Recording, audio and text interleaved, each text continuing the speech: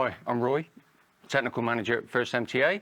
We're here today at Kitagawa to look at inspection and servicing of rotary tables. Hello, I'm Mark from Kitagawa. I'm a rotary table engineer. I'm going to go through servicing of an NCRT this morning. So Mark, when you inspect an NCRT, what are we initially looking for? First thing I'm going to check is the backlash of the table. Okay. The movement between the worm wheel and the worm shaft. Right, and the accuracy we're looking at?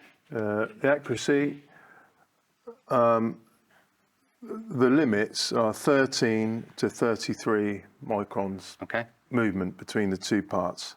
Right.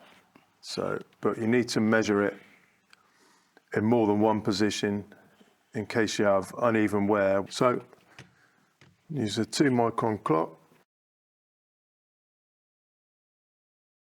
I'm going to attach these bolts to the faceplate so we can get some movement.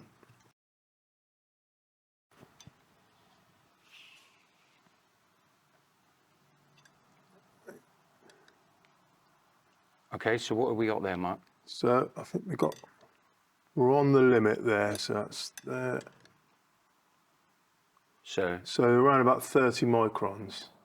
So that's top. So yeah. The most movement you can have. Yep. Yeah, so that's getting near the limit. So we've looked at the backlash. You said it's top limit. How do we adjust it?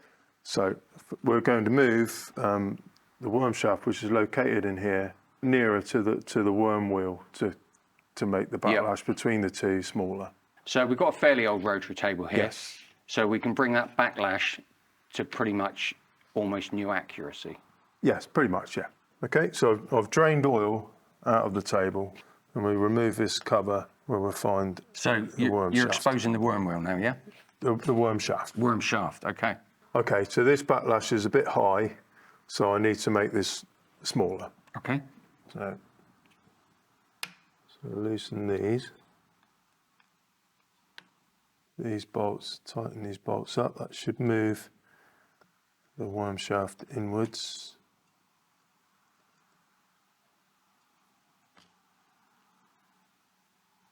Ensure they're all tight. So now you're nipping all the bolts out to make sure the tension's the same. It's all even. Double check.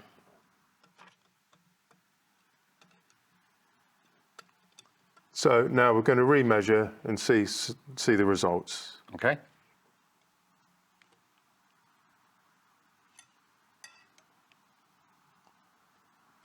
So that's about 18 microns, which is well in. And the next thing is to check at least 4 different areas, make sure we're not getting uneven results. I'm assuming you get a lot of wear in one position if they're only using... You can do, if they're doing one particular program. Yeah, if they're doing 0 and 90 degrees or 0. Yeah. Yeah.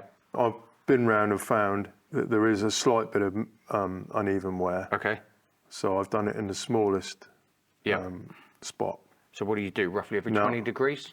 A minimum of 4 positions. Yeah. So what else do we check when you're inspecting a rotary table? So on an inspection, we check that the brake is working correctly. So I'll plug it into a tester. Look for any damage. Quite often tables will come back from they've had a collision. Okay. So we check for that, and sort of a visual look round. Any blockages with exhaust, any coolant in the oil, which would suggest needs a new seal kit. Yep. For either the faceplate or the brake. Would you replace all the seals or just? Yes. Yep. On a full service, the table that's had a lot of work would be a good idea to change them all. There's faceplate seals, brake seals. Yep. Some of them are moving seals that wear over time. Yeah. So regards to the electrics, what do you look for? Yes. So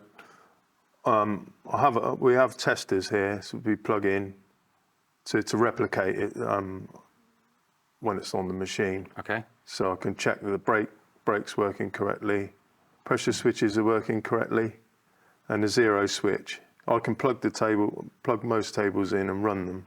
Okay. So Mark, we've connected the test kit up. what are we looking at here? So we're just checking, make sure pressure switches are working correctly, which they are. It means the brake is going on and off. Checking for any blockages with swarf that can cause brake problems. Solenoids working correctly here. And the zero switch inside is working correctly. So what else are we looking for inside the motor casing? So when we take the case off, we make sure it's all nice and dry and clean inside. Make sure the seal's intact. Checking all the electrical parts are nice and dry and free from moisture. Just a general look around inside. Okay, and if there is coolant inside? Could come from a number of ways. Maybe this seal is gone, or another way, sometimes you can get moisture in with a customer's air supply, and it will come through the air purge and into the case. Okay. So another way of getting it in there. So then you'd suggest that the customer looks at his air supply. So once we're up and running Yeah. on the test kit, what else are we checking? I'll check that the run out on the faceplate is under 10 microns, and the flatness is usually around 2 or 3 microns flatness on the faceplate. So Mark, we've looked through inspecting the rotary table. Yeah. Are these all the problems we've discussed that we can overcome? You can. With the backlash, if you can't get into an average backlash Within limit, yeah. within the limits, then it will need new parts. But that can be done. Right, Mark, thanks very much for your time. That was really informative. Yeah, no problem at all. Thank you. Thank you.